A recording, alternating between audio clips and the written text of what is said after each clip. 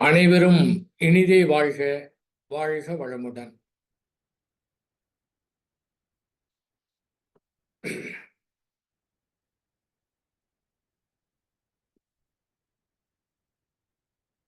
இரண்டாயிரத்து 500 வருடங்களுக்கு முன்பாக வாழ்ந்த புத்தரே சொல்லிட்டாருங்க. என்ன சொன்னார்னா, உலகம் துக்ககரமானது அப்படின்னு சொல்லிட்டார். மேற்கொண்டு எதுவுமே சொல்ல முடியாதுங்க.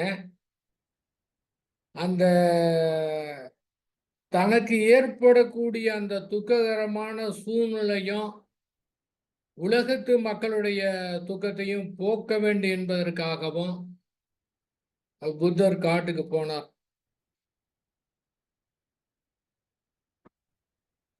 அவருக்கு கிடைத்த ஞானம் என்பது இன்றளவும் பிரம்மாண்டமாக பேசப்படுகின்றது.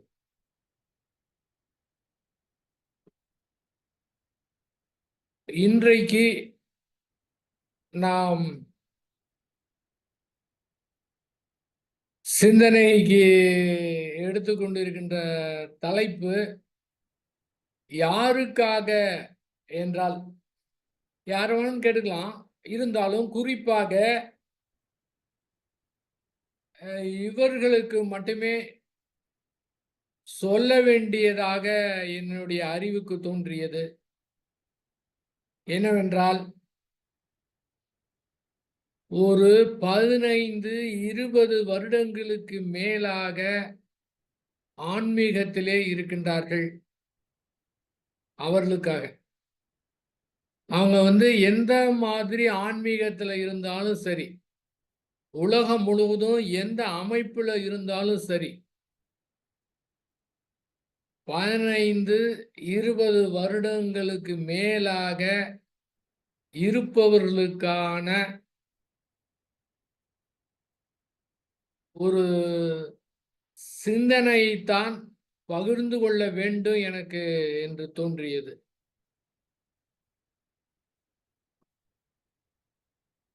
எதற்காக ஒரு 20 வருடத்துக்கு மேலாக ஆன்மீகத்திலே இருக்கிறார்கள்? அவர்கள் எதற்காக வந்திருப்பார்கள்? எதற்காக ஆன்மீகத்திலே இணைந்திருப்பார்கள்? அவர்களுக்கு எப்படி தோன்றியது?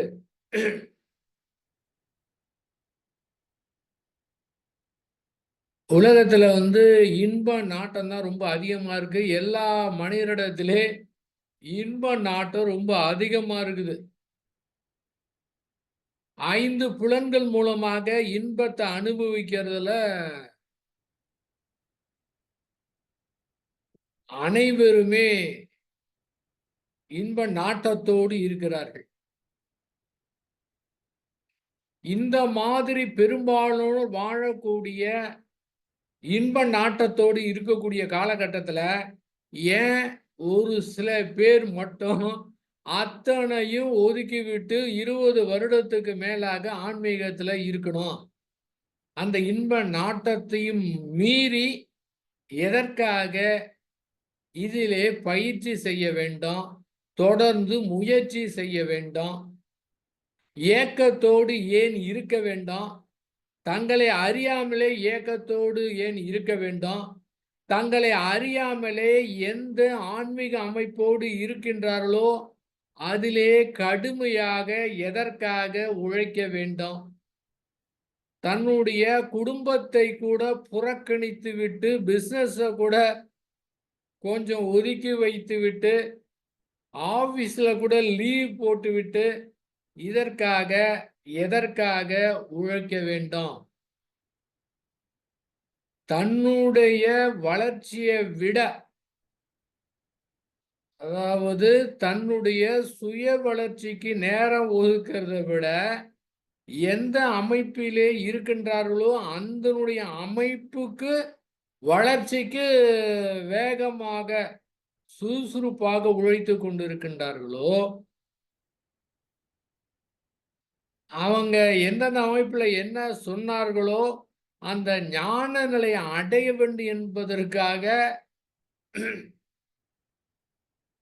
அங்கே கற்றுக் கொடுக்கப்பட்டதையெல்லாம் மேலும் தீவிரத்தோடு செய்கின்றார்களோ, ஏக்கத்தோடு இருக்கின்றார்களோ, அதை அடைய வேண்டும் என்று தனியாத தாகத்தோடு இருக்கின்றார்களோ, அவர்களுக்கு மட்டும்தான் இப்ப நான் பேசுறேன்.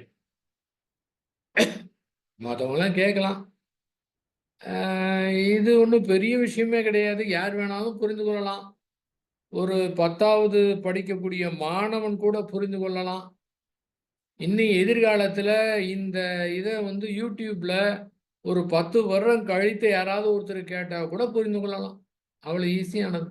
இருந்தாலும் மேற்கொண்ட நபர்களுக்காக சொல்லக்கூடியதில் இவ்வளவு நாள் அரும்பாடுபட்டு கஷ்டப்பட்டு இன்னும் விரக்தி நிலை இருப்பதற்கு என்ன காரணம்? விரக்தி ஏன் இருக்கிறது? சலிப்புணர்வு ஏன் இருக்கின்றது? எவ்வளவு செய்தாலும் அது போய்கொண்டே இருக்குதே. கிடைத்த மாதிரி இருக்கு. நல்ல அனுபவங்கள் கிடைக்கின்றன. நல்ல பரவச நிலை கிடைக்கின்றது. எல்லாமே இருக்கின்றது. எப்ப வேணாலும் கிடைக்கலான்னு இருக்கு. சில நிகழ்வுகள் நடக்கும்போது அப்பாடா அடைந்தாகிவிட்டது, இன்னும் கொஞ்சம் விளிம்பு தான் இருக்கு அப்படின்னு தோணுது. அப்புறம் பார்த்தா அடே அப்பா ரொம்ப தூரம் கிடைக்குது போல இருக்க, இந்த பிறவியெல்லாம் கிடைக்காது போல இருக்க அப்படின்னு சமயத்துல தோணுது. இந்தா உடனே கிடைச்சிடும், இப்ப இந்த நிமிஷமே எந்த கணத்துல வேணாலும் நடக்கலாம் அப்படின்னு சில சமயங்கள்ல பல சமயங்கள்ல தோணுது. பல சமயங்கள்ல கை நழுவி போய்கொண்டே இருக்கின்றது. எப்பதான் கிடைக்கும்? எத்தனை பேர் அந்த நிலையை அடைந்திருக்கிறாங்க? இது கிடைக்குமா கிடைக்காதா? இந்த பிறவியெல்லாம் கிடைக்காதா? ஏற்கனவே வேற சொல்லி வைத்துட்டாங்க. ஒரு இந்த ஆன்மீகத்தை வந்து பிரம்மாண்டப்படுத்தி வைத்துட்டாங்க. இதெல்லாம் அவ்வளவு ஈஸியாலாம் கிடைச்சிடாது. ஏன்னா அவ்வளவு இருக்கு. கர்ம வினை வந்து அவ்வளவு இருக்குதுங்க. அத்தனையும் வந்து போக்கணும். இந்த பிறவியில கிடைக்குமான்னு சொல்ல முடியாது. எந்த பிறவியில கிடைக்கும்னு சொல்ல முடியாது.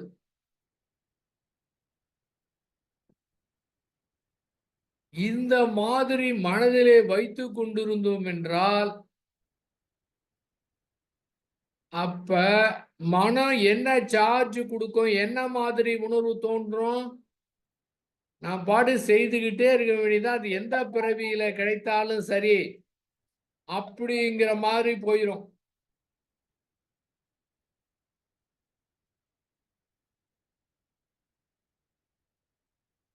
இப்பொழுதுதான் வந்து ஒரு விரக்தி ஏற்படுது. அப்ப எத்தனை வயதாலும் செய்துகிட்டே இருக்கணுமா?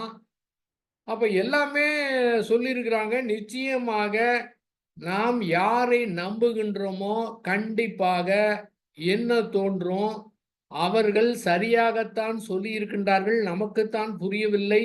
ஆகவே இன்னும் மிக சிறப்பாக, இன்னும் வேகமாக, இன்னும் உற்சாகமாக, இன்னும் நன்றாக அவர்கள் கொடுத்த வழிமுறையை செய்ய வேண்டும் என்று தோன்றி இன்னும் உற்சாகமா செய்யணும். அந்த மாதிரி நினைக்கும் போது அதுவே மனதே வந்து ஒரு ஒரு உணர்வை கொடுக்க ஆரம்பிச்சிடும்.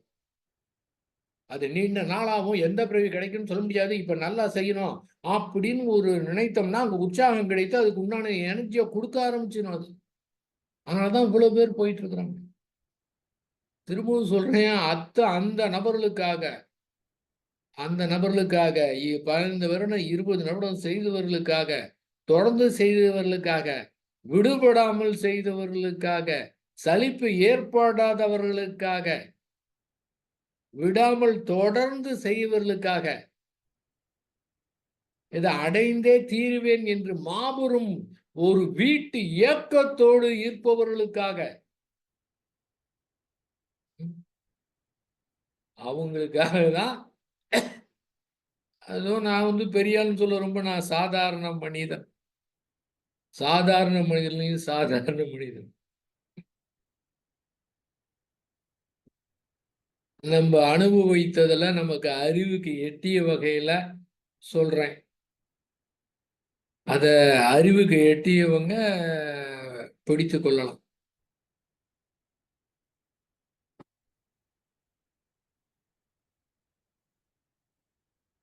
கிட்டத்தட்ட 1986 ஆகஸ்ட் மாதம் 19ஆம் தேதி நான் தியானம் கற்றுக்கொண்டேன். 87 ஜனவரியில ஆசிரியர் பயிற்சி பெற்றேன். 87 மார்ச்ல நான் தியானம் கற்றுக் கொடுக்க ஆரம்பித்தேன்.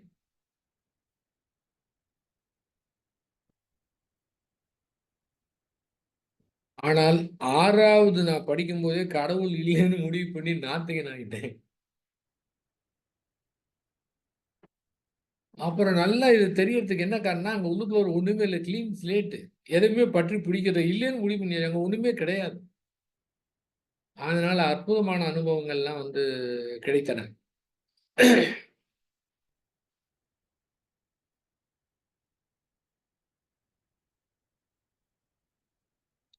2010ல ஆக்சுவலா மகரிஷி அவர்கள் அவர்கள் நிறைவு பெற்றதுக்கு பிறகு எனக்கு ஒரு வெறுமை கிடைச்சது.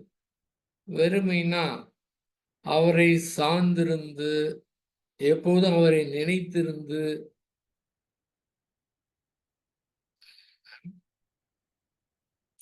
87ல இருந்து கிட்டத்தட்ட ஒரு 2000 வரை அவரோடு கடைசி ஒரு 15 நாட்கள் மௌனம் இருந்து, அதுல பெற்ற அனுபவங்கள் இருந்து, அதனால ஒரு ஒரு வெறுமைத்தன்மை தன்னை அறியாமலே ஏற்பட்டு விட்டது. ஆக்சுவலா அந்த விரக்தி ஏன் அப்படின்னு பேசுறது காரணமே, அந்த சமயத்துல அந்த விரக்தி ஏற்பட்டது. அந்த விரக்திங்கிற வார்த்தைங்கிறது எதுவுமே பிடிக்காது. ஒண்ணுமே பிடிக்காது. ஆபீஸ் போறோம், குடும்பத்துல இருக்கிறோம், உண்டான கடமைகளை செய்யறோம். ஆனா எதுவுமே ஒரு அதாவது ஒரு மகிழ்ச்சியான தருணம் என்பது ஏற்பட்டால் கூட அது மகிழ்ச்சியாவே இருக்காது. அது தன்னை அறியாமலே ஒரு விரக்தி உணர்வு தான் கொடுக்கும்.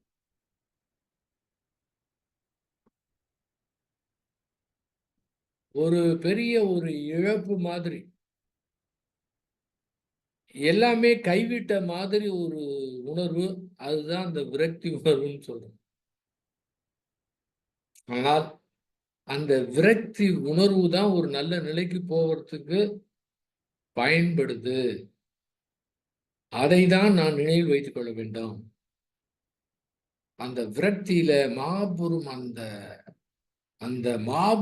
அந்த வீட்டு ஏக்கத்தோடு அது இல்லாம இருக்கவே முடியாத அப்படிங்கிற உணர்வுகளுக்காக நான் பேசிட்டு இருக்கேன். இதை யாராவது தற்செயலாகவோ எப்படியோ ஒரே ஒரு ஆளு கேட்டா கூட அந்த ஒரு நபருக்காக கூட நான் பேசிட்டு இருக்கேன். அந்த ஒரே ஒரு ஆள் அந்த மாதிரி ஒரு இயக்கத்தோடு என்னால அது இருக்கவே முடியாது. நான் இந்த பிறவியில் நான் பிறந்துட்டேன்னா, எத்தனையோ பிறவியாக நான் மாறி மாறி பிறந்து எனக்கு சலிப்பு ஏற்பட்டு, இந்த பிறவியில் எனக்கு தாங்க முடியாத ஒரு விரக்தி நிலையில இருக்கிறேன்னு என்ன பண்ணுவேன்? நான் என்ன செய்யணும்? அப்படிங்கிற அந்த ஒரே ஒரு நபருக்காக பேசிக் கொண்டிருக்கின்றேன். ஒரு நபர் இல்ல. என்ன மாதிரி எவ்வளவு பேர் விரக்தி நிலையில இருக்கலாம்.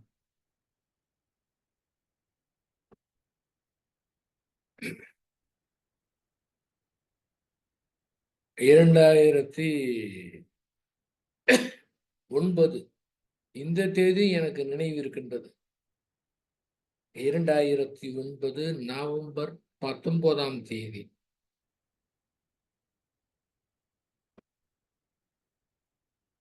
நான் வந்து மைசூர்ல ஒரு மேரேஜ் ரிசப்ஷன் அட்டன் பண்ணிட்டு இருக்கேன். அங்க மேட்டுப்பாளையத்துல இவங்க பேராசிரியர் சாரதாராஜன் இருந்தாங்க. அவங்க எனக்கு ஒரு ஃபோன் பண்ணாங்க. இப்போது அவங்க இல்லை. எனக்கு ஃபோன் பண்ணாங்க, இந்த மாதிரி மலேசியாவுக்கு போகலாம், 1 மாதம் மௌனம் இருக்கலாம், வரீங்களா அப்படின்னு கேட்டாங்க. எனக்கு மௌனம் ரொம்ப பிடிக்கும்ல, மௌனம் ஓகே அப்படின்ட்டேன். ஆனால் அதுக்கு முன்னே ஒரு கேள்வி கேட்டேன். மலேசியாவிலே அங்கே நடத்தக்கூடியவர் அறிவிலே முழுமை பெற்றவரா அப்படின்னு கேட்டேன். ஆமாம், அறிவிலே முழுமை பெற்றவர். அவர் 1996 திபெத்துக்கு போய் அந்த புத்த மடத்துல இருக்கிற ஒரு ஞானியிடம் சந்தித்து ஞானம் பெற்றவர் அப்படின்னு சொன்னார். Right, next. 1 மாதம் அங்கே தங்கி இருப்பதற்கு எவ்வளவு சார்ஜ்னு கேட்டேன். அவங்க சொன்னாங்க ஃப்ரீன்னு சொன்னாங்க. அப்படின்னா உடனே வரேன்னு சொல்லிட்டேன். அதுக்கு மட்டும் ஏதாவது ஒரு சார்ஜ்னு சொல்லியிருந்தாங்கன்னு வச்சுங்களேன், போயிருக்க மாட்டேன். ரொம்ப பேர் வந்து சார்ஜ் அதிகமாக இருந்தால் ஏதோ விஷயம் இருக்குன்னு போவாங்க. ஃப்ரீனா அதுக்கு ஒன்றும் மதிப்பு இருக்காது அப்படின்னு நினைப்பாங்க. ஆனால் என்னை பொறுத்தவரை என்னன்னு கேட்டிங்கன்னா, அந்த நேரத்தில் நான் வந்து ஸ்ரீ வேதாத்திரி மகரிஷிட்ட இருக்கேன். நான் வந்து இதை தாண்டி இன்னொன்று சார்ஜ் கொடுத்துலாம் போய் அட்டன் பண்ணுங்கிற அவசியம் இல்லை என்று மனதிலே நினைத்திருந்தேன். இல்லைன்னு சொன்னால் ஓகேன்னு சொல்லிட்டேன். இது சொன்ன உடனே அங்கே கரண்ட் வந்து கட் ஆச்சுங்க. சைமல்டேனியஸாக அவங்களுடைய செல்ஃபோனும் கட் ஆயிடுச்சு. அந்த ஒரு செகண்ட் இவ பேசக்கூடிய நேரம்லாம் ரொம்ப நேரம், அதிகமான நேரம் எடுத்துக்கிறேங்க. அந்த பேசக்கூடிய நேரம் அதிகம். ஆனால் அந்த அரை வினாடியும் மிக குறைவான நேரத்தில் அந்த ப்ரோக்ராம் அட்டன் பண்ணால் எப்படி இருக்கும் என்று நினைத்த மாத்திரத்திலே நான் துரியாதீத தவத்திலே நான் மிதக்க ஆரம்பித்து விட்டேன். துரியாதம் செய்தவங்களுக்கு எப்படி இருக்குன்னு தெரியும். அதிலே மிதக்க ஆரம்பித்தேன். எதுக்குங்க? சும்மா சும்மா அது எப்படி இருக்குன்னு அந்த நினைத்த அந்த அரை செகண்டை விட கம்மியான நேரத்தில் அப்படியே நான் பறக்க ஆரம்பிச்சிட்டேன். ஓ, அங்கே ஏதோ டிஃப்ரெண்ட்டாக நடக்க போகிறது, அது வந்து நம்ம கண்டிப்பாக அட்டன் பண்ணணும் ஒரு முடிவு பண்ணிட்டேன். அதன் பிறகு ஏற்பாடு பண்ணுறாங்க. 2010 பிப்ரவரி 2ஆம் தேதி போயிட்டு மார்ச் 2ஆம் தேதி தான் வரேங்க. 1 மந்த் அங்கே தங்கியிருக்கிறேங்க. கடைசி 1 வாரம் மட்டும் சிங்கப்பூர் போயிட்டு வந்தோம். மீதி கிட்டத்தட்ட 23 நாட்கள் அங்கே பயிற்சி. ஆனால் சொன்னது மௌனம் தான் சொல்லி கூட்டிகிட்டு போனால் அங்கே வேற ப்ரோக்ராம் நடந்ததுங்க. ஓஷோ யோகா அப்படிங்கிற ப்ரோக்ராம். ரொம்ப அற்புதமான ஒரு ப்ரோக்ராம். அங்கதான் அற்புதமான அனுபவங்கள்லாம் வந்து கிடைத்தது. இது எதற்காக சொல்றேன் அப்படின்னா, ஒரு ஆளு சொல்றாரு அப்படின்னா அவருக்கு என்ன எது நம்ப மாட்டாங்க. ரொம்ப சிம்பிள். என்ன தெரியுங்களா? அந்த விரக்தி அடைந்தவர்களுக்காக நான் சொல்லக்கூடியது என்னவென்றால், வார வாரம் சொல்றதுதான். அதாவது நம்முடைய மன உணர்வுகளை எதிர்த்து எதுவுமே போராட தேவையில்லை. போராடவும் முடியாது. அதை அப்படியே விட்டுவிட்டால் தானாகவே சரியாயிரும். நாம் எந்த நிலையில் இருக்கின்றோமோ அந்த நிலையை அப்படியே முழுமையாக ஏற்றுக்கொள்ள வேண்டும். மிக மிக ஆன்மீகத்திலே மிக மிக உயர்ந்த நிலை எது என்றால், மிக மிக உயர்ந்த நிலை நாம் இப்போது எப்படி இருக்கின்றோமோ அந்த நிலைதான் உயர்ந்த நிலை. இதை அப்படியே எந்தவித போராட்டம் இல்லாமல் அப்படியே முழுமையாக ஏற்றுக்கொண்டால் முடிந்தது. எத்தனையோ வருடங்களாக, எத்தனையோ பிறவிகளாக ஏங்கிய ஏக்கத்திற்கு முடிவு பெற்றது. அவ்வளவுதாங்க. அங்க வேற எதுவுமே கிடையாது. மன உணர்வுகளை எதிர்த்து போராடக்கூடாது. எப்படி இருக்கிறோமோ அப்படியே ஏத்துக்கணும். அது எந்த மாதிரி இருந்தாலும் சரி, உயர்வா இருந்தாலும் சரி, தாழ்வாக இருந்தாலும் சரி, தெய்வீகமா இருந்தாலும் சரி, சாக்கடை மாதிரி உணர்வு ஏற்பட்டாலும் சரி, எப்படி இருந்தாலும் அதை அப்படியே ஏற்றுக்கொள்ளக்கூடிய ஒரு தன்மை. ஏற்றுக்கொண்டு விட்டோம் என்றால் அதை அடையணும், இதை அடையணும், அப்படி வேணும், இத்தனை பிறவி வேணும், அந்த மாதிரி இல்லாம இப்பொழுதே இந்த கணமே அதை அப்படியே ஏற்றுக்கொண்டோம் என்றால் மனம் வேற டைமென்ஷனுக்கு போயிடும். இதுதாங்க. இத மிக மிக எளிமையா இருக்கிறதுனால யாருமே ஒத்துக்க மாட்டாங்க. அதற்காகத்தான் நான் ஏங்கின ஏக்கத்தையும் ஏற்பட்ட விரக்தி நிலையும் நான் பேசி புரிய வைக்கிறதுக்கு நான் முயற்சி பண்றேன். மலேசியாவில் அற்புதமான அனுபவங்கள்லாம் கிடைத்தது. அங்கே சென்று ஸ்ரீ வேதாத்ரி மகரிஷியோட அனுபவங்கள்லாம் கிடைத்தது. அது வெளியே சொன்னா நீங்க ஒரு ஆள் கூட நம்ப மாட்டீங்க. அதனால நான் சொல்ல விருப்பமும் கிடையாது. அது மட்டும் கிடையாது. முன்னன்னா அப்படி இப்படின்னு சொல்லிட்டு இருக்கலாம். இப்பெல்லாம் அதுல ஒண்ணுமே கிடையாது. ஏன்னு கேட்டீங்கன்னா, எதுவா இருந்தாலும் சரி, அத்துணையுமே அது ஒரு அனுபவங்கள் தான். நீங்க எவ்வளவு தியானம் பண்ணி, எவ்வளவு பரவச நிலைக்கு போனாலும் சரிங்க, அது அத்துணையுமே அனுபவங்கள். அந்த தோன்றிய அனுபவங்கள் மறையத்தான் செய்யும். சாயந்தரம் பஞ்சேந்திரிய தவம் பண்ணோம். ரொம்ப சூப்பரா இருந்தது. அற்புதமா இருந்தது. இதுவரை அந்த மாரி நான் செய்ததே இல்ல, அப்படின்னு சொல்லலாம். ஆனா, அந்த ஏற்பட்ட உணர்வு மறைந்து தான் ஆகும். நைட்டு வரை இருக்கலாம். தூங்கி வந்தீங்கன்னா காலையில மறைந்து விடும்.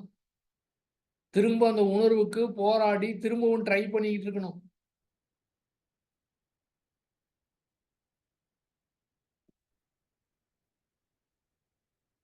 வேதாத்திரி மகரிஷி அவங்க ஆழியாறிலே அறிவுத்திருக்கோயிலே தங்கி இருக்கும்போது எப்போதும் ஒரு 3:30 4 மணிக்கெல்லாம் எழுந்துருவாங்க அவங்க.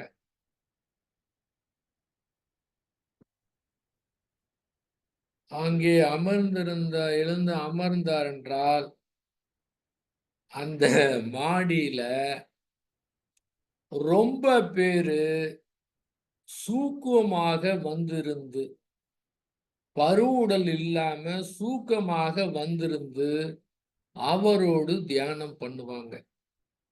யார் யார் பாதி இல்லாம விட்டாங்களோ, இந்த விரக்தி நிலையில இருந்தாங்களோ, யார் ஏக்கத்தோடு இருந்தார்களோ, அவங்கெல்லாம் அங்கே இடமே பத்தாது. அந்த மாரி அப்படியே ஜடாமுடி வைத்துக்கிட்டு, அந்த தாடி விட்டுக்கிட்டு, சாதாரணமா இருக்கிற ஆள்ல இருந்து வந்து தியானம் செய்வாங்க. அவர்களை பயன்படுத்தி ஞானம் பெறுவதற்காக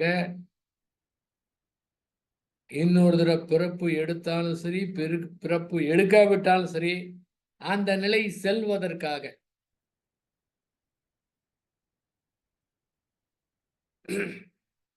அந்த மாதிரி மலேசியாவுல ஒரு ஹால்ல நாங்க மொத்தம் 24 பேர் போயிருந்தோம். அதுல 17 பேர் வேதாத்திரி மகரிஷி அவருடைய சீடர்கள்.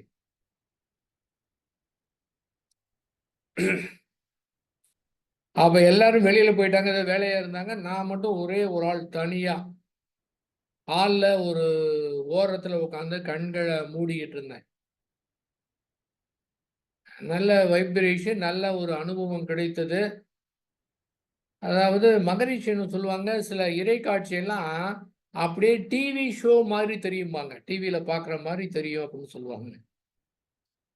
ஆனா எனக்கு அந்த மாரி தெரியல. ஆனா என்னுடைய அறிவுக்கு தெரிந்தது. அறிவுக்குன்னா, கண்ணு பார்க்குது. ஆனா தெரிஞ்சுக்குது அறிவு. ஆனா இந்த இடத்துல கண்ண பார்க்காம 5 புலன்கள பயன்படுத்தாம கூட அறிவால தெரிஞ்சுக்க முடியும். அதெல்லாம் அறிவால அது உணரக்கூடியது. கண்ண பார்த்துட்டு இவங்கன்னு நம்ம அறிவு தெரிஞ்சுக்குது பார்த்தீங்களா? இந்த 5 புலன்கள மூலம் கூட பயன்படுத்தாமயே அறிவுக்கு சில காட்சிகள்லாம் தெரியுங்க. எப்படி 5 புலன்களை பயன்படுத்தி அது தெரிஞ்சுக்குதோ, அதேபோல புலன்கள பயன்படுத்தாம கூட தெரிந்து கொள்ளக்கூடிய ஆற்றல் அறிவுக்கு இருக்குது. அந்த மாரி இருக்கும்போது பார்த்தீங்கன்னா, அது பெரிய ஹாலுங்க அது. பார்த்தீங்கன்னா, எவ்வளோன்னா ஒரு 200, 300 பேர் உட்காரலாம்னு வச்சுக்கங்களேன். அந்த மாரி ஹால். கண்ண மூடி உட்கார்ந்தா அந்த இடத்துல பார்த்தீங்கன்னா, அந்த மாதிரி அந்த மகரிஷி அவங்க சொன்னாங்க பார்த்தீங்களா, ஆழியார் அவர் ரூம்ல எல்லாம் உட்கார்ந்திருப்பாங்க. அது மாரி. அந்த இடம் முழுவதும் அப்படியே ரொம்ப பேரு இதான் பண்ணிட்டு இருக்கிறாங்க. ஏன்னா பருவுடல் கிடையாது, சூக்கமா. அதுல பார்த்தீங்கன்னா கூட அந்த இடம் முழுவதும் அப்படியே எவ்வளோ பேர் உட்கார்ந்து அந்த இடம் பத்தாம வெளியில வாசல்லலாம் உட்கார்ந்துருக்கிறாங்க. இது அறிவுக்கு தெரியுது. நான் இத எதுக்கு சொல்றேன்னா, தைரியமா எதுக்கு சொல்றேன்னா, நான் இது போல எக்கச்சக்கமான அனுபவங்களை எதையுமே பிடித்து வைக்காம, அதன் மீது பந்தம் கொள்ளாமல் ஆறு போல ஓட விட்டுட்டேன். இன்னொன்னு ஞாபகம் வச்சுக்கணும். ஆறு போல ஓட விடுதுன்னா, அப்படியே தண்ணி ஓடுற மாரி எல்லாம் ஓடிராது. எல்லாமே இங்க இருக்கும். ஆனா நம்மள டிஸ்டர்ப் பண்ணாது. நாம இந்த மாரி அனுபவிச்சோமேங்கிற ஒரு தன்முனைப்போ, வேற தற்பெருமையோ ஏற்பட வாய்ப்பு கிடையாது. ஏன்னா எல்லாமே ஆறு போல ஓடிடுது. ஆனா பதிவு நம்மகிட்ட இருக்கும். அப்படியே சுத்தமா ஒண்ணுமே ஞாபகம் இல்லாம போயிராது. ஆறு போல் ஓட விடுதுன்னா நீங்க தவறா நினைச்சுக்கக்கூடாது. எல்லாமே ஓடிரும். திரும்ப வரவே வராதுன்னு சொல்ல முடியாது. இருக்கும். வரும். மோதும். ஆனா நம்மை பாதிக்கவே பாதிக்காது. திரும்ப அந்த உணர்வு என்ன ஏற்பட்டா கூட நம்மள பாதிக்கவே பாதிக்காது. அந்த மாரி. அதனால தான் நான் சொல்றேன். எதுக்காக சொல்றேன்னா, அந்த மாரி விரக்தி நிலை போயிட்டு, அந்த ரிலீஸ் ஆன நிலைக்காக நான் சொல்றேங்க. பார்த்தீங்கன்னா, அவ்ளோ பேர் அங்க சூக்குமா அப்படியே செம எனர்ஜி. அப்படியே தலையிலிருந்து கால் வர அத்தன பேரும். நீங்க வந்து ஒரே ஒருத்தர், ஒருத்தர் போதும். ஸ்ரீ வேதாத்திரி மகரிஷியோட இருந்து, நீங்க இருக்க கூட வேணாங்க. பார்க்க கூட வேணாங்க. இப்ப நான் சொல்றேங்க. இப்ப சொல்றேங்க. இப்ப கூட நீங்க அப்படியே ஒரு நினைத்து பாருங்க. அடுத்த கணத்திலே என்டையர் ஏரியாவே வேற வைப்ரேஷன். இப்ப நான் இருக்கிற ரூம் எல்லாமே சூப்பர் வைப்ரேஷன். அந்த ஒரே ஒரு நபர் மூலமாக. நீங்க எத்தனை பேரு, எத்தனை இடத்துல இருக்கீங்களோ, அந்த இடம் முழுவதும் வைப்ரேஷன். நேருக்கு நேர் நம்ம பார்க்கவே இல்ல. நேருக்கு நேர் அவர சந்திக்கவே இல்ல. ஆனா, அந்த நினைவின் மூலமாகவே நாம எத்தனை பேர் இருக்கிறோமோ, எத்தனை இடத்துல இருக்கிறோமோ, அந்த இடம் முழுவதும் இப்ப வந்து வேற மாரி வைப்ரேஷன்.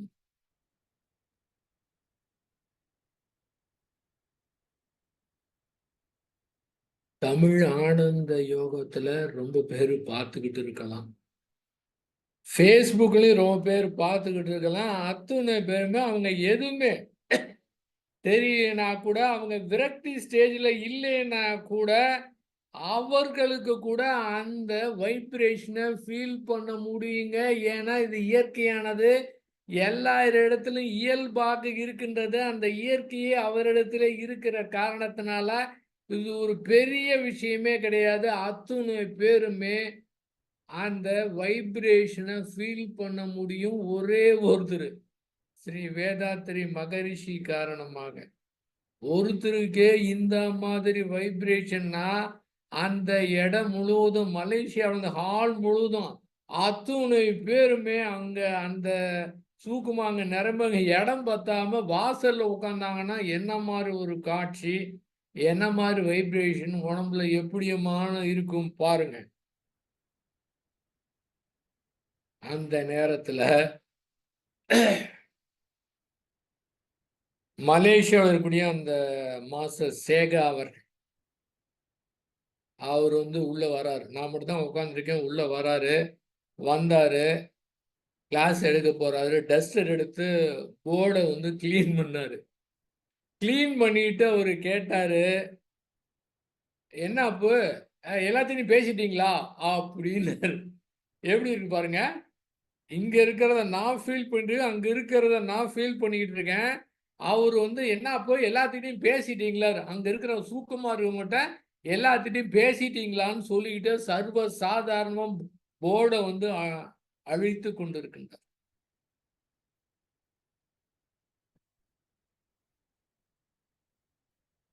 இதெல்லாம் நான் எதுக்கு சொல்றேன் அப்படின்னா, இந்த மாரி ஒரு சாதாரணமாலாம் இல்ல. இந்த மாரி எக்கச்சக்கமான அனுபவங்கள் இருக்கு. ஏன்னா, இதுவரை அந்த அனுபவங்கள்ல வந்து இருக்கிற ஆள பார்த்து தான் நம்புவாங்க. அத நம்புறதுக்காக. நம்புறதுக்காகவும் கிடையாது. நீங்க நம்பிக்கை வச்சீங்கன்னா, அடுத்த கணமே அவநம்பிக்கையும் வரும். ஏனென்றால், அந்த விரக்தி அடைந்தவங்க ரிலீஸ் ஆவறதுக்காக நான் இவ்வளவும் சொல்றேங்க.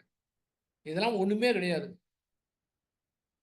இதெல்லாம் அனுபவம். அத்துணையும் அனுபவம். நீங்க பயிற்சி செய்ய செய்ய எக்கச்சக்கமான அனுபவங்கள் வந்து கொண்டே இருக்கும். ஆனா ஒண்ணு, வந்த அனுபவத்த அது ரொம்ப அற்புதமா இருந்துச்சு. ரொம்ப சூப்பரா இருந்துச்சு. இதுவரை யாருக்குமே உலகத்துல யாருக்குமே கிடைத்திருக்காது. நமக்கு கிடைக்கும் அப்படிங்கிற எண்ணத்தோடு நீங்க அவ்வளவு சூப்பரா அனுபவித்தா கூட, அடுத்த முறை அதையே எதிர்பார்த்தீங்கன்னா, உங்களுக்கு ஏமாற்றம் தான் கிடைக்கும். ஏன்? இந்த உடல் அமைப்பு அந்த மாரி அமைக்கப்பட்டிருக்கின்றது. அந்த மாதிரி அதாவது ரசாயன மாற்றத்தின் மூலமா தான் இதெல்லாம் நம்ம வந்து ஃபீல் பண்றோம். அப்ப திரும்ப திரும்ப ஒரே ரசாயன மாற்றம் ஏற்பட்டதுன்னா, இந்த உடல் ஏற்றுக்கொள்ளாது. ஆக நீங்க தியானம் பண்ணி அதே மாரி எப்ப அந்த எந்த மாரி ஃபீலிங் இருந்தோ, அந்த ஃபீலிங் வரணும் அப்படின்னு எதிர்பார்த்தீங்க அப்படின்னா, அது வராதுங்க. வேற மாரி வேணா வரலாம். அதுக்கு தான் சொல்லக்கூடியது உங்களுக்கு இந்த இதுல எந்த மாரி அனுபவங்கள் கிடைத்தாலும் சரி, அத பிடித்து வைக்காமல், பந்தம் கொள்ளாமல் அப்படியே விட்டுடுங்க. எதுவுமே பிடிச்சு வைக்க வேணாம். ஆறு போல ஓட விட்டுருங்க. ஏன்னா புதிது புதிதாக அந்த ரசாயன மாற்றம் ஏற்படணும். அவ்வளவு இயற்கையில அந்த மாதிரி வந்து பரவச நிலை கொட்டி கிடக்குதுங்க. யார் வேணாலும் அடையலாம். அதெல்லாம் பெரிய விஷயமே கிடையாதுங்க. அப்ப இது அடைந்தும், இவ்வளவு பரவச நிலை அடைந்தும், இவ்வளவு தியானம் பண்ணியும், என்னென்னமோ செய்தும், இன்னும் ரொம்ப நல்லா சர்வீஸ் பண்ணி ஏன் விரக்தி வருகின்றது? அதுக்கு என்ன காரணம்? அவங்களுக்கு தான் பேசப்படுகின்றது இப்பொழுது. ஏனென்றால், பிறவிதோறும் இந்த இயற்கை பல்வேறு துன்பத்த குடுத்து, பல்வேறு சுகத்த குடுத்து, அதை ஷேப் பண்ணி ஒவ்வொரு பிறவியாக வந்து கொண்டிருக்கின்றது. அததான் சொல்லி வச்சாங்க. அதுதான் பிரம்மாண்டப்படுத்தி வைத்துக் கொண்டிருக்கிறார்கள். எதற்காக ஆன்மீகம்? எதற்காக ஆன்மீகம் என்றால், மக்களை நல்வழிப்படுத்தி ஒழுங்குமுறையோடு நடந்து வாழ்க்கைய தனக்கும் துன்பம் குடுக்காம, மத்தவங்களுக்கும் துன்பம் குடுக்காம இருக்கிறதுக்கு தான் பெரியவங்க அதெல்லாம் ஏற்பாடு செய்து வைத்திருக்கின்றார்கள். அப்பதான் உலகம் நல்லா இருக்கும். இந்த நடக்கக்கூடிய நிகழ்வுலாம் தாண்டி எல்லாரும் ஆர்வமா இருக்குன்னா, அவங்கலாம் சாதாரணமான ஆளா? எவ்வளவு பெரிய ஒரு ஒரு அமைப்பு, என்ன மாரி ஒரு தன்மை அவரிடத்துல இருக்கிற காரணத்தால இதுல ஈடுபட்டுட்டு இருக்கிறாங்க. அவங்க அந்த விரக்தி நிலைய கடந்து சட்டுன்னு ஒரு தெளிவான நிலை வருவதற்கு தான் இவ்வளவு இவ்வளவு நேரமா முன்னோட்டம் மாரி பேசிட்டு இருக்கேன். ஏங்க, ஏன்னா அந்த முன்னோட்டம் கூட தேவையே கிடையாது. ஏனென்றால், வாரம் ஒரே பேச்சு தான். பேச்செல்லாம் மாற்றதே கிடையாது. ஒரே ஒரு தீர்வு தான். அத்துணை மக்களுக்கும் உலகத்துல இருக்கிற அத்தனை மக்களுக்கு உண்டான மனப்பிரச்சனைக்கு, அகப்பிரச்சனைக்கு ஒரே ஒரு தீர்வு என்னவென்றால், நாம் அகத்தை எதிர்த்து போராட முடியாது, போராடவும் கூடாது, எதுவுமே செய்ய தேவையில்லை. அதை மாற்றியமைக்க ஒன்றுமே செய்ய தேவையில்லை என்று புரிந்து கொண்டால் போதுமானது. இதுவரை அவதரித்த அத்துணை மகான்களுமே போராடி தோற்று போய் கடைசியாக இந்த நிலைக்குத்தான் வந்தார்கள். நன்றாக அவருடைய வாழ்க்கையை ஆராய்ச்சி செய்து பார்த்தோம் என்றால், போராடி தோற்று போய் இனிமே ஒண்ணுமே செய்ய முடியாது என்று இயற்கையிடத்திலே சரண்டர் ஆன காரணத்தினால தான் அவங்க அந்த ஞானம் என்பது, விடுதலை என்பது, முக்தி என்பது அவர்களுக்கு கிடைத்தது. இப்போது அது மிகவும் சர்வ சாதாரணமாக ஆகிவிட்டது. அந்த வேற டைமென்ஷனுக்கு போய் பார்த்தால் தான் தெரியும் எவ்வளவு சர்வ சாதாரணமா இருக்கின்றது என்று. அந்த ஸ்ரீ வேதாத்திரி மகரிஷி அவர்கள் ஏங்கின ஏக்கம், அந்த தனி மனிதன் எப்படி வந்து ஒரு நல்ல ஒரு மன அமைதியோடு இருக்கணும். எல்லோரும் அந்த பிரம்ம ஞானம் பெற வேண்டும். உலக மக்கள் அத்தனை பேருமே அந்த பிரம்ம ஞானத்தை உள்ளுணர்வா பெறணும். எல்லாரிடத்திலும் அதுதான் இருக்கின்றது.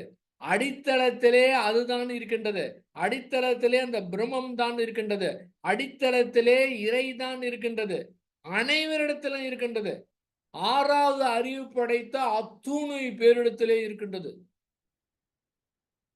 அத்துணை பேரிடத்திலே இருக்கக்கூடிய ஆற்றல் இந்த மாதிரி விரக்தி நிலையிலே ஏன் இருக்கிறாங்க? உடனே நீங்க புரிஞ்சுங்க, ரிலீஸ் ஆயிருங்க. விரக்தியை விட்டுறலாம், ஜாலியா இருக்கலாம், இன்பமா இருக்கலாம். அதன் பிறகு அதை கூர்ந்து பார்க்கலாம். அது எப்படி அந்த அந்த டைமென்ஷனுக்கு போன பிறகு அது எப்படி அந்த மனநிலை இருக்குது அப்படின்னு பார்க்கும்போது தான் தெரியும், பெரிய பாரத்தை இறக்கி வச்ச மாதிரி.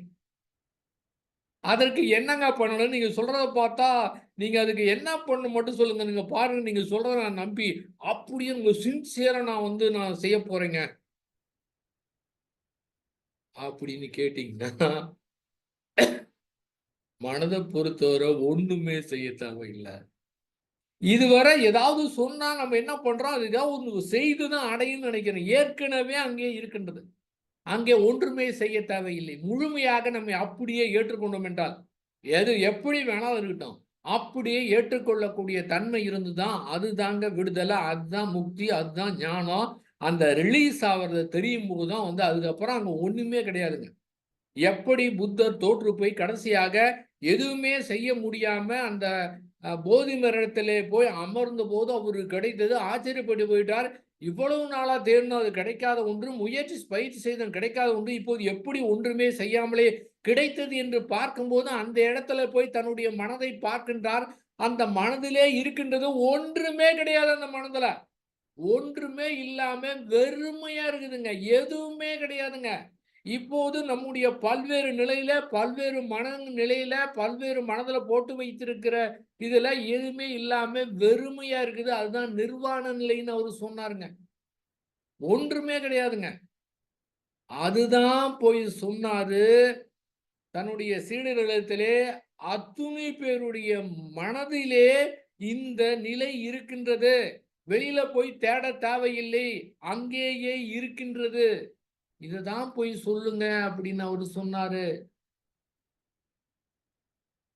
தன்னுடைய சீடர்கள் 10 பேரை கூப்பிட்டாரு. 10 பேரும் போய் நீங்க ஒரு 10 பேர்ட்ட போய் கேளுங்க.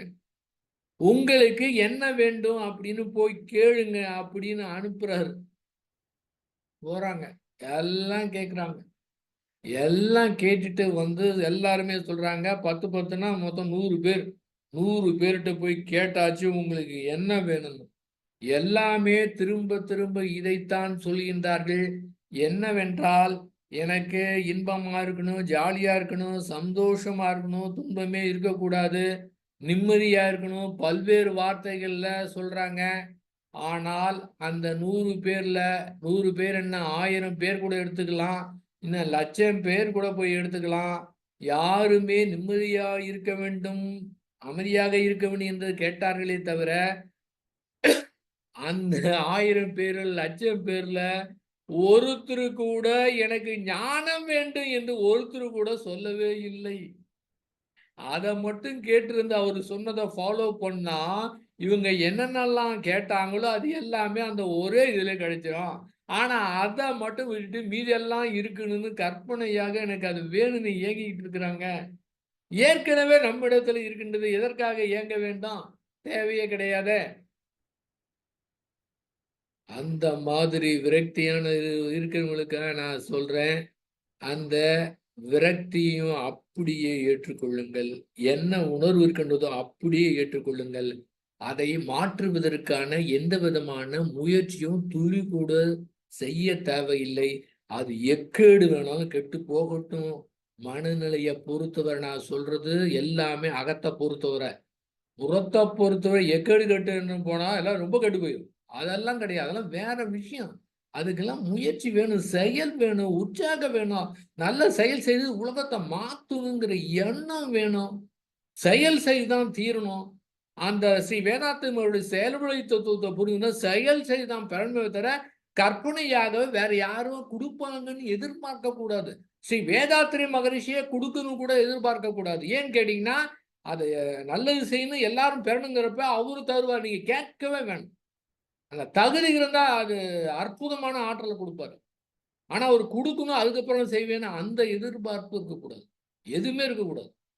அகத்த பொறுத்தவரை ஒன்றுமே கிடையாது. ஆனா புறத்த வர ஏதாவது சிந்தனை பண்ணு, செயல் செய்து நம்முடைய கான்ட்ரிபியூஷன் இந்த உலகத்துக்கு, உலக அமைதிக்கு ஏதாவது கொடுக்கணும் அப்படின்னு நம்முடைய கான்ட்ரிபியூஷன் என்ன அப்படின்னு அதை வந்து பார்க்கணும்.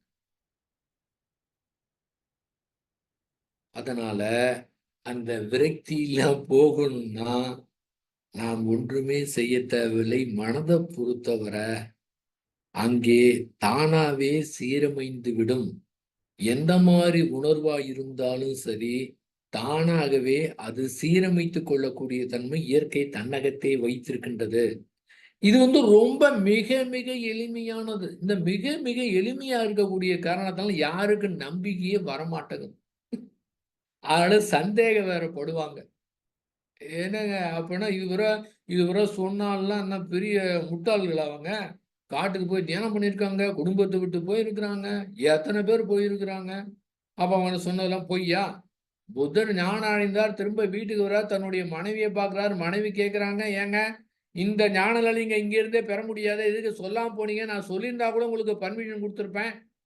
எதுக்கு சொல்லாம போனீங்க? ஏன் இங்க இருந்து அடைய முடியாதா? புதர் அமைதியா சொன்னார், நிச்சயமா இங்கிருந்து அடைய முடியும். ஆனால் எனக்கு அது அப்போது தெரியவில்லை. இங்கே இருந்து இப்படியே இருந்து இந்த குடும்பத்தையும் வந்து துறக்காம, அரச பதவி துறக்காம கூட அந்த நிலையை அடைய முடியும் அப்படின்னு புத்தர் சொன்னாருங்க. அந்த புத்தர் சொன்னதுதான் ஸ்ரீ வேதாத்திரி மகரிஷியும் வந்து சொன்னாருங்க. யாருமே வந்து வேலையோ பிஸ்னஸையோ குடும்பத்தை விட தேவையில்லை. குடும்பம் நடத்தலாம், பிஸ்னஸ் பண்ணலாம், நீங்க வேலைக்கு போகலாம். அதோட நீங்க வந்து இந்த தியானம் கற்றுக்கொண்டு நல்ல நிலைக்கு போகலான்னு அவரும் தான் சொன்னாரு. மகரிஷி தான் சொன்னாரு. ரமண மகரிஷியும் அதே தான் சொன்னார். ஆனா ஆரம்பத்துல அவங்க அம்மா வந்து அழறாங்க, நீ வேணான்னு கத்தி கண்ணீரா கதறாங்க. அந்த கண்ணீரை கூட அவர் பார்க்காம அவர் நான் திருவண்ணாமலை விட்டு வரமாட்டேன்னு சொல்லிட்டார். ஆனா பிற்காலத்துல ஒருத்தர் கேள்வி கேட்டப்ப இந்த மாதிரி ஒரு ஞானம் அடையினா குடும்பத்தை விடணுமா உங்களை மாதிரி இருக்குமான்னு கேட்டதுக்கு அவரும் அதே பதில் சொன்னார்.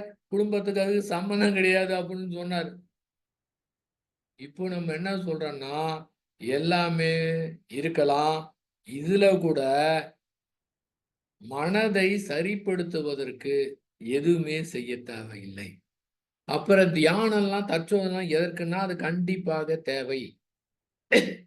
மனதை ஒழுங்குபடுத்துவதற்காக, சரியான செயலை செய்வதற்காக, அறிவு கூர்மைக்காக தேவை. ஆனால் ஞானத்தை என்று பார்க்கும்போது,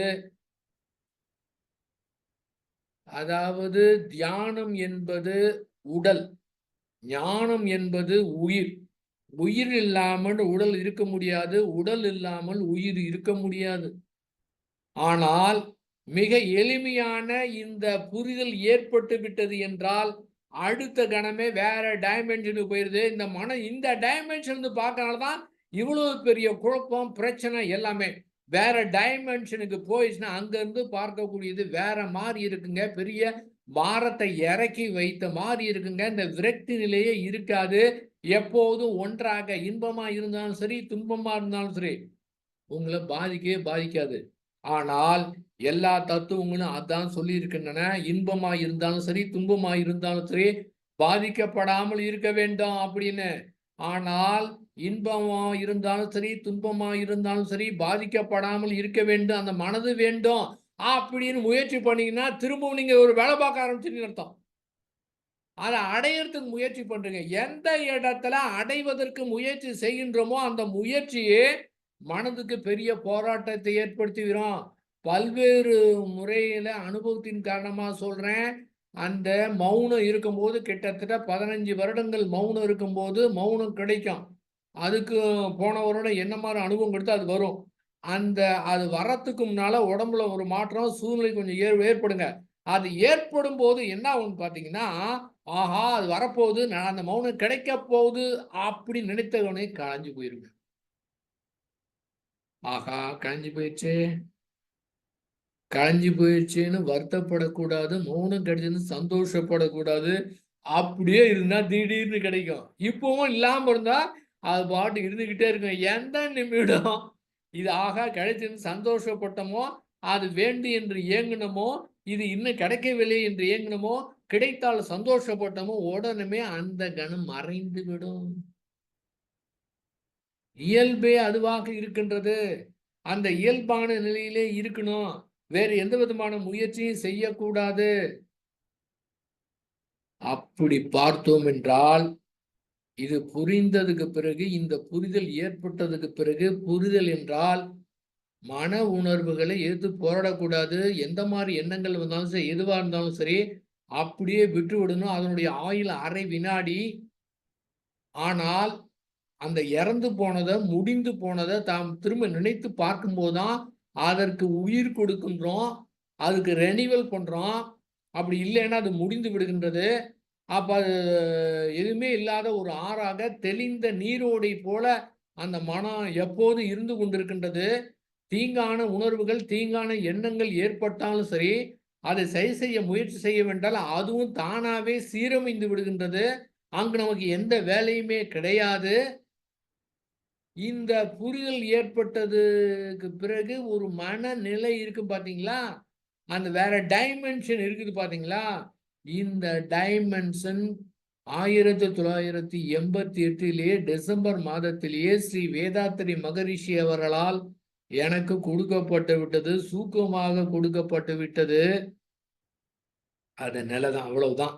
ஆனா மௌனம் முடிந்து வந்ததுக்கு பிறகு இன்னும் தியானம் நல்லா பண்ணணும், இன்னும் சர்வீஸ் நல்லா பண்ணணும், ரொம்ப பேருக்கு கொண்டு போகணும், அடுத்த மௌனத்துல அதை அடையணும்.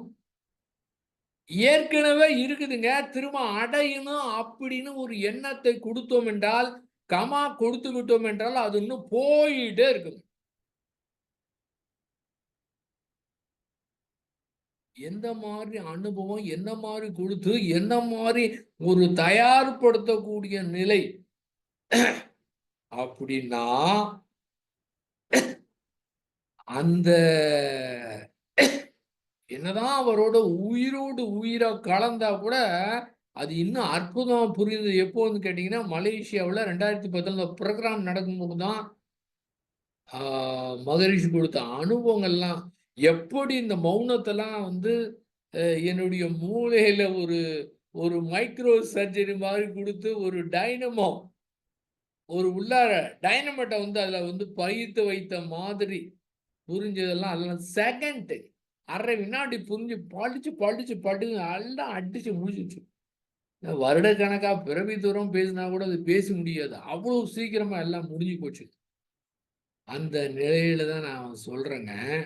அப்ப தெரிஞ்சு கூட அதாவது ஸ்ரீ பகவத்தையா சொல்லுவாரு, புரிஞ்சுக்கிட்டா மட்டும் பத்தாது. அந்த நாம் புரிந்து கொண்டு விட்டோம் என்பதையும் புரிந்து கொள்ளணும். அப்ப 88லயே புரிஞ்சிருச்சு. ஆனால் அந்த புரிந்து கொண்டு விட்டோம் என்பதை புரிந்து கொள்ளாத காரணத்தினால திரும்ப திரும்ப கமா போட்டு தேடிக்கிட்டே இருந்தா அந்த தேடுதலுக்கு நிறைவு என்பது கிடைக்காது. நீங்க இதுதான் ஞானம், இதுதான் அப்படின்னு மனதுல வைத்திருக்கிறத வைத்துக்கொண்டு ஒரு இலக்கு அமைத்து அதற்கு போராடினீர்கள் என்றால் நிச்சயமாக நீங்க எந்த பெரிய உயர்ந்த இலக்கு அமைத்தாலும் அது நீங்க அடைந்து விட முடியும். ஆனால் அது அடைந்ததுக்கு பிறகுதான் தெரியும் இது அந்த நிலை கிடையாது அப்படின்னு. ஓ இன்னும் இருக்கா, அடுத்த இலக்கு அமைங்க, போங்க, போயிட்டே இருங்க. அது போய் கொண்டே இருக்குங்க, நிறைவே கிடைக்காது. அதற்கு மாறாக இலக்கெல்லாம் எதுவுமே கிடையாது. எதிர்காலம் என்பது எதுவுமே கிடையாது. அடைவிடம் என்பது எதுவுமே கிடையாது. இப்போது நாம் இருக்கக்கூடிய நிலையே உயர்ந்த நிலை. இதை புரிந்து கொள்ள வேண்டும். இதுதான் எத்தனையோ பேர் சொல்லியிருக்கிறாங்க. நீ தான் மெய்ப்பொருள்னு சொல்லியிருக்கிறாங்க. ஸ்ரீ வேதாத்திரி மகரிஷியும் பிரம்ம ஞானத்துல அத்துணை பேரையும் பிரம்மமாகவே பார்த்தாரு. நமக்கு தான் புரியல. அத்துணை பேர்த்தையும் அத்துணை பேரையும் பிரம்மமாகவே பார்த்தார், கடவுளாகவே பார்த்தார், இறைவனாகவே பார்த்தார். அந்த டைமென்ஷனுக்கு போயிட்டார். அதனால இப்போது பேசுறதெல்லாம் வச்சுட்டு கூட நீங்க எதிர்பார்க்காம அது வரும் இது வரும் உங்களுக்கு மாதிரியே எனக்கு விரக்தி போய் கிடைக்கிட்டு அதெல்லாம் கிடையவே கிடையாது. அடுத்த நிமிடமே அடுத்த கணத்திலேயே கிடைத்து விடும். ஏன்னு கேட்டீங்கன்னா நம்ம கிட்ட இருக்கக்கூடியதுதான் வந்து இயல்பான நிலையே அந்த நிலைதான். அதே போதும். அதனால அந்த விரக்தி நிலை ஏற்பட்டால் கூட அதை அப்படியே ஏத்துக்குங்க. அந்த விரக்தி போகணும்னு கூட நினைச்சா அது ஒரு போராட்டம். ஆக மொத்தம் நம்முடைய மனதை எதிர்த்து எந்தவித போராட்டமும் இருக்கக்கூடாதுங்க. நீங்க இது பேசுறது மறந்தாலும் பரவாயில்ல, தூங்கி எழுந்து நீங்க உங்களுக்கு என்ன வந்தாலும் பரவாயில்ல. மனசோடு மனது மட்டும் போராடாதீங்க தயவு செய்து. மனம் இப்படி இருக்கணும், அப்படி இருக்கணும், இப்படி வச்சுக்கணும், இப்படி வச்சுக்கணும் அப்படின்னு எந்த விதமான எதிர்பார்ப்பும் வைக்காதீங்க. என்ன மாதிரி நீங்க ஒரு சூப்பர் ஸ்டேஜ்ல இருந்தாலும் சரி, அதுவும் மறையக்கூடியதுதான். அதுவும் உருண்டோடக்கூடியதுதான். ஆகவே அதையும் பிடித்து வைக்காதீங்க. அதற்கு மேலாக அந்த ஆறு போல ஓட விட்டு வேற டைமென்ஷனுக்கு போயிட்டோம்னா, ஜாதியோ, மதமோ, இனமோ, மொழியோ, நாடோ எதிலயுமே நமக்கு பந்தம் இருக்காது. எல்லாமே ஒன்றாக தெரியும். இது மேடை பேச்சு கிடையாது, கற்பனை பேச்சு கிடையாது. கற்பனையாக ஒரு நிலை வைத்து அதை அடையறதுக்காக கிடையாது. அந்த மாதிரி எதுவுமே பந்தம் இல்லாம அற்புதமா இருக்கும். அதே சமயத்துல சாரி ஒரு நிமிஷங்க.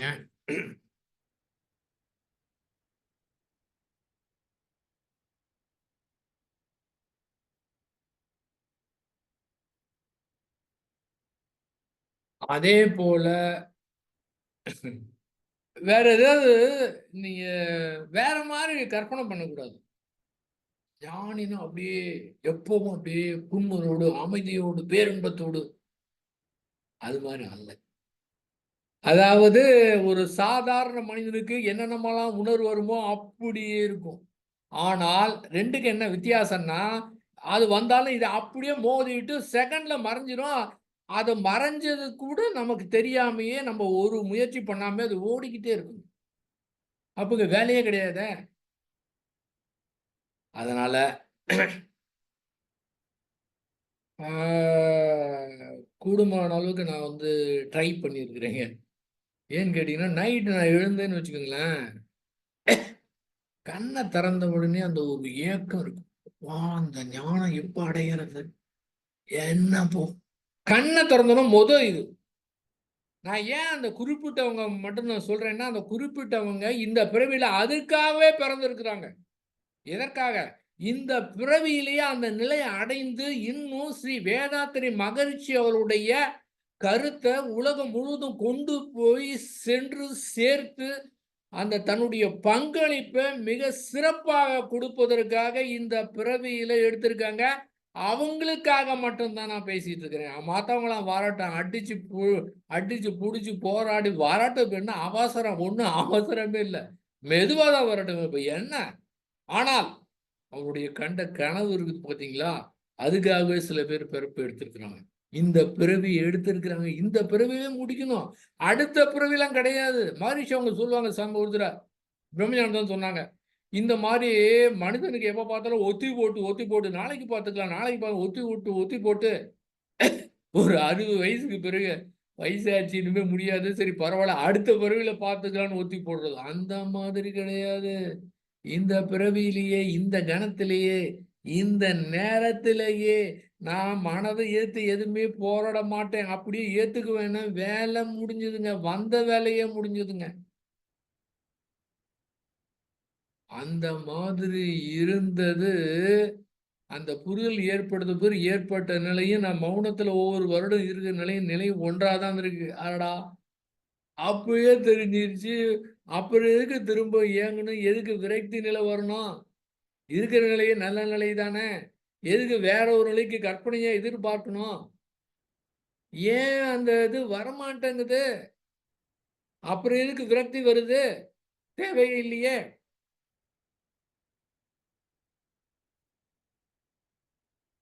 சரிங்க.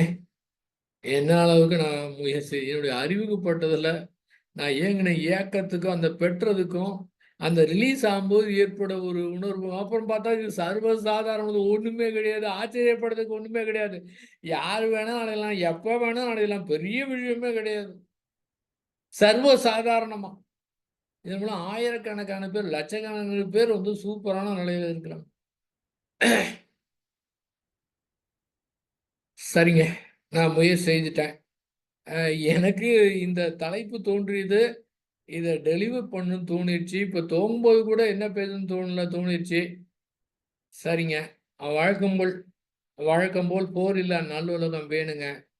இந்த நிலை பெற்றவங்க உட்கார்ந்த இடத்திலேயே அவங்ககிட்ட இருந்து வரக்கூடிய அலையிலேயே பெரிய மாற்றத்தை ஏற்படுத்த முடியும்.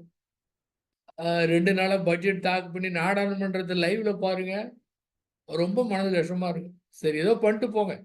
ஆனால் சர்வ சாதாரணமாக ஒரு அமைதியான நிலைந்துட்டு நம்முடைய உடலிருந்து வரக்கூடிய அருள் அலையே அப்படியே வாழ்க வையகம், வாழ்க வளமுடன் பெரிய மாற்றத்தை ஏற்படுத்துங்க.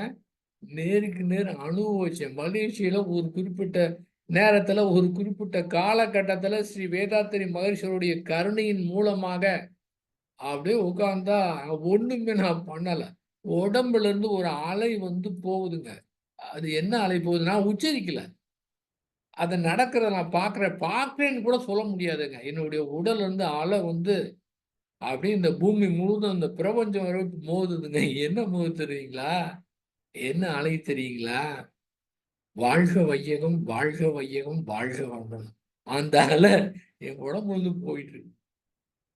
நான் ஒண்ணுமே செய்யல. நான்லாம் உச்சரிக்கவே இல்ல. அது போறத அந்த அருள் அலையில அந்த வாழ்த்து இருக்கிறத நான் ஃபீல் பண்ணேன்னா, இது வந்து சாதாரணமா உச்சரிக்கக்கூடிய வாழ்த்து இல்ல. அது நடக்கக்கூடியது. யாரெல்லாம் அந்த அமைதி நிலை இருக்கின்றார்களோ, அவங்ககிட்ட இருந்து பாருங்க அற்புதமானதுங்க. இதெல்லாம் வந்து பிரம்மாண்டமா தேவையில்ல. யாரையும் போய் வணங்க தேவையில்ல. எல்லாமே ஒன்றுதான். அத்தனையும் ஒன்றுதான். அந்த நிலை வந்தாதாங்க அந்த போரில்லா நல்லுலகம் ஏற்படும். இல்லைன்னா இப்படி புரியாம அழிச்சுக்கிட்டு தான் கிடப்பாங்க. அதுக்கு ஒரு காலகட்டம் தேவைப்படுது. இருக்கட்டும். நம்மான வேலைய நம்ம வந்து பார்க்கலாம்.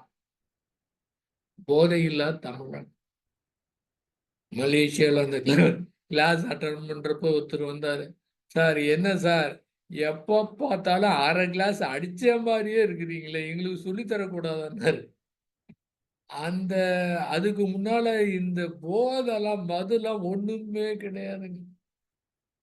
அதுதான் வந்து சொல்லுவாங்க ஸ்ரீ வேதாத்திரி மகரிஷி, ஆன்மீக போதைன்னு சொல்லுவார். இந்த போதை அனுபவிச்சவங்க அதெல்லாம் நத்திங் ஒண்ணுமே கிடையாதுங்க.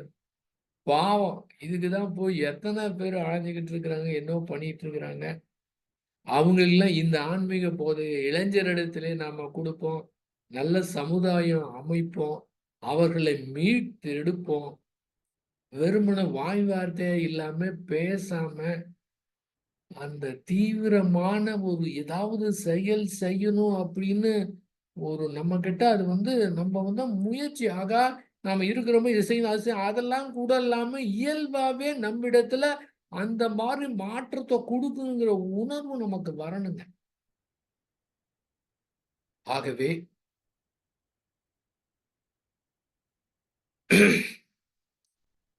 அந்த